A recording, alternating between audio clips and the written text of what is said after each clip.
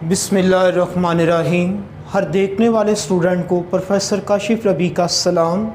आज हम एक्सरसाइज 2.4 का क्वेश्चन नंबर 4 करेंगे, जिसमें उसने ये कहा हुआ है स्टेटमेंट में कि आपने ये चेक करना है कि गिवन स्टेटमेंट जो है वो आपकी टाटालॉजी है, एब्सर्डिटी है या कॉन्टीजेंसी है।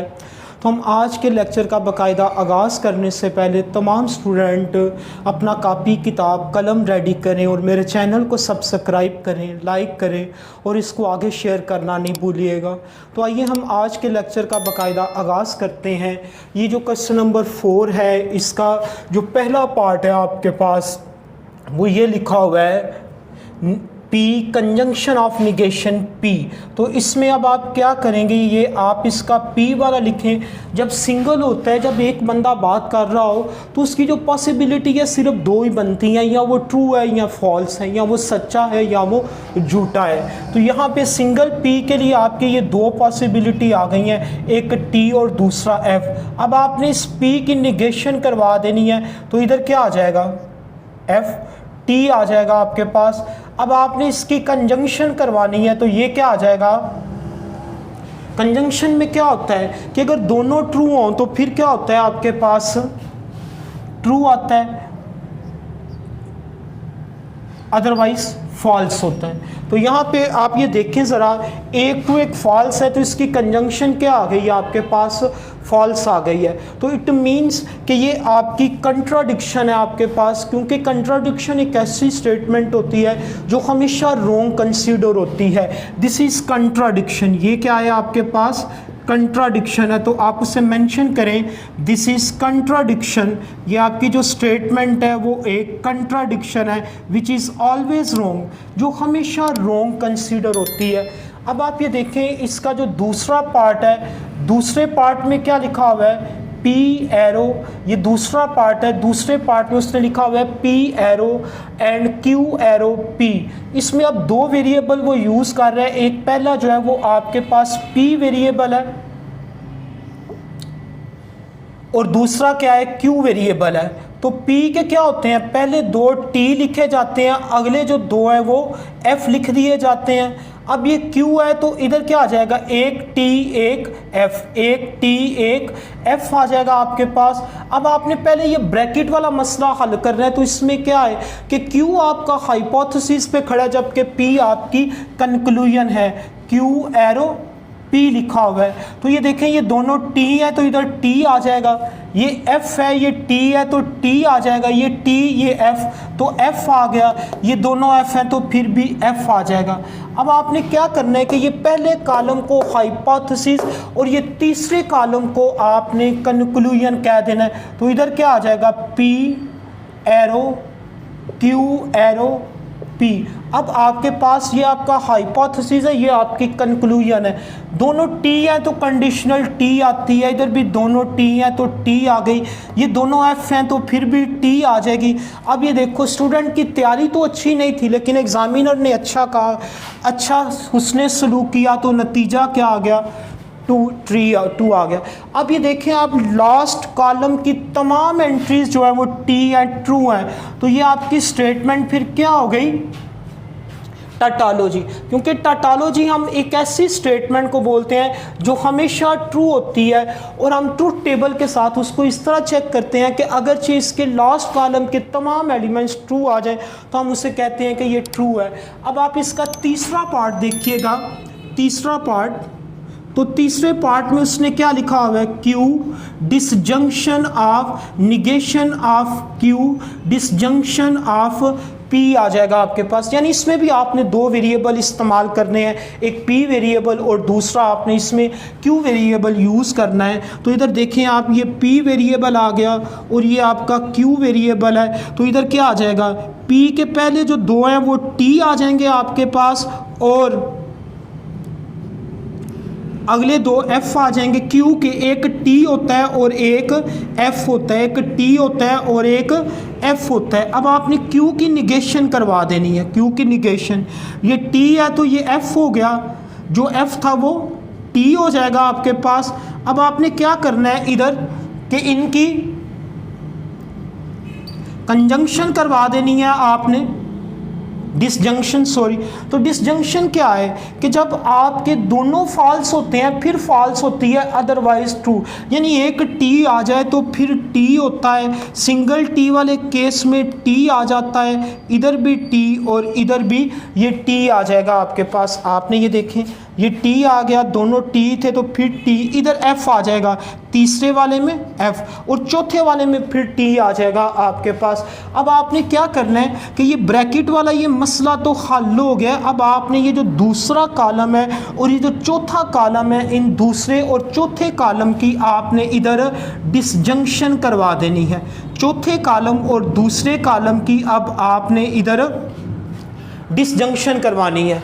तो ये देखें आप, दोनों टी हैं तो डिसजंक्शन टी है, एक टी है तो फिर भी डिसजंक्शन टी है, दोनों टी हैं तो डिसजंक्शन टी, एक टी है तो फिर भी डिसजंक्शन टी है। तो अब आप ये देखें ज़रा इधर, यहाँ पे लास्ट कॉलम के तमाम एलिमेंट्स क्या आए हैं, ट्रू आ गए हैं। तो इसका मतलब ये है कि ये जो आपकी गिवन स्टेटमेंट थी ये क्या थी, एक टाटोलॉजी थी। तो ये देखें आप, ये क्वेश्चन नंबर 4 का पहला, दूसरा और तीसरा पार्ट मैंने आपके सामने रखा है। इसके साथ ही हम क्वेश्चन नंबर 5 करेंगे।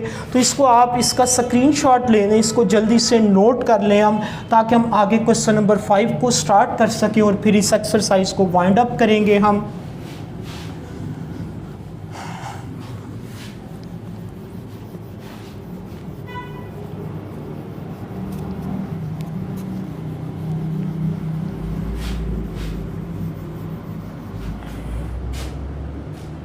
क्वेश्चन नंबर 5 की स्टेटमेंट मैं आपके सामने लिखता हूं। पहले वो स्टेटमेंट कुछ इस तरह है, P disjunction of negation of P conjunction of negation of Q disjunction of P negation of Q, this is equal to P disjunction of negation of P conjunction of negation of Q आ जाएगा आपके पास। अब आप ये देखें ज़रा इधर, पहले इसकी ये लेफ्ट हैंड साइड पकड़ें, ये इसकी लेफ्ट हैंड साइड है। आपने इसकी लेफ्ट हैंड साइड के लिए पहले काम करना है, तो वो क्या आ जाएगा, P negation of P conjunction of disjunction of P G। अब आप ये देखें ज़रा, पहले आप इधर लेफ्ट हैंड साइड के लिए आप वर्कआउट कर लें। तो इसमें क्या आ जाएगा आपके पास, P के पहले 2 T आ जाएंगे, अगले 2 F आ जाएंगे आपके पास, फिर ये Q है आपके पास इधर T और ये क्या है, F आ गया आपके पास। अब आपने इसके मुताबिक इन दोनों की निगेशन भी करवानी है। तो निगेशन में P के पहले 2 F हो जाएंगे और आखिरी 2 T हो जाएंगे। Q की निगेशन करवाएंगे आप, तो इसमें क्या हो जाएगा, T की जगह पे F और F की जगह पे T आ जाएगा आपके पास। अब आपने क्या करना है कि ये जो पहले 2 कॉलम्स हैं, इन दोनों कॉलम्स की कंजंक्शन करवानी है इस वाली ब्रैकेट का मसला हल करने के लिए। P कंजंक्शन Q करवा देंगे आप, P कंजंक्शन Q करवा दी जाएगी। तो ये क्या आएगा, कंजंक्शन क्या होती है, जब दोनों ट्रू होते हैं तो फिर कंजंक्शन ट्रू होती है, अदरवाइज फॉल्स होती है। तो ये जो पहला केस है इसमें ट्रू आ गई, यहाँ पे फॉल्स आ गई, यहाँ पे फिर फॉल्स आ गई कंजंक्शन, और दोनों F वाले केस में भी फॉल्स होती है आपके पास। अब आपने क्या करना है कि ये जो 2 कॉलम्स हैं, ये जो 2 कॉलम्स हैं, अब आप इन दोनों कॉलम्स की यानी तीसरे और चौथे कॉलम की कंजंक्शन करवा दें, negation P conjunction of negation Q। तो ये देखें कंजंक्शन करवा रहे हैं, दोनों F है तो फिर भी F है, एक F आ जाए तो फिर भी F, अब इधर भी F, ये लास्ट वाले दोनों T हैं तो इधर कंजंक्शन में T आ जाएगा आपके पास। अब आप ये देखें ज़रा इधर इस कॉलम की, अब आपने P disjunction of negation P conjunction of, अब आपने क्या करना है कि जो आपका पहला कॉलम है और ये जो आपका ये वाला कॉलम है, पहला, दूसरा, तीसरा, चौथा, पांचवा और छठा, पहले और छठे कॉलम की अब आपने डिसजंक्शन करवानी है। तो ये देखें, अब आप ये क्या है, दोनों एक T तो डिसजंक्शन T आ जाती है, इधर भी टी आ गया आपके पास, हाँ जी, एफ दोनों आ जाए तो फिर डिसजंक्शन एफ होती है। एक एफ एक टी वाले केस में ये आ जाता है। अब आप इसको मुकम्मल करें और एक बात जहन में रखें कि ये देखें ज़रा आपकी ये और ये द बोथ आर सेम, यानी ये वाला जो कॉलम है आपका कॉलम नंबर 7 ये आपकी राइट हैंड साइड के लिए यूज़ होगा। अब आपने इसको कंप्लीट करना है, तो इसको कंप्लीट किस तरह करेंगे आप कि ये P disjunction of negation P conjunction of negation Q, और इसकी अब आपने डिसजंक्शन करवानी है पी और क्यू के साथ। यानी अब आपने क्या करना है कि ये जो आपका 5वां कॉलम था और ये जो 7वां कॉलम है, इन दोनों कॉलम्स की, ये वाले कॉलम की और ये वाले कॉलम की अब आपने डिसजंक्शन करवा देनी है। ये वाले कॉलम की और ये वाले कॉलम की आपने डिसजंक्शन करवा देनी है। तो अब आप ये देखें डिसजंक्शन जब करवाएंगे तो ये क्या है, दोनों टी है तो डिसजंक्शन टी आ जाएगी। अब आप ये देखें इधर क्या आ गई आपके पास, इसकी डिसजंक्शन क्या आ जाएगी, ये एफ आ गई आपके पास। अब इधर क्या आ गई, फिर ये एफ आ गई और ये क्या आ जाएगी, इसकी डिसजंक्शन इधर क्या आ जाएगी, टी आ जाएगी आपके पास। इसकी डिसजंक्शन क्या आ जाएगी, टी आ जाएगी आपके पास। तो ये सारे आपके पास इसके पी, ये तीसरा जी, तो यहाँ पे भी टी आ गया आपके पास। तो ये देखिए इसके सारे एलिमेंट्स, ये आपकी लेफ्ट हैंड साइड का कॉलम था, ये आपकी लेफ्ट हैंड साइड का कॉलम है और ये आपकी राइट हैंड साइड का कॉलम है। तो लेफ्ट हैंड साइड वाला कॉलम और राइट हैंड साइड वाला दोनों कॉलम सेम आ गए हैं आपके पास। तो अब आप ये देखें last two columns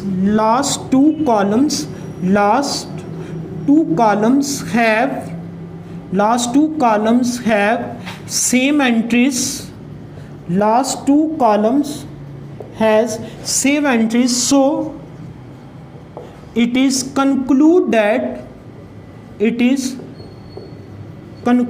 that left hand side equal to the right hand side, या आपकी लेफ्ट हैंड साइड जो राइट हैंड साइड के बराबर आ गई है। Thank you very much.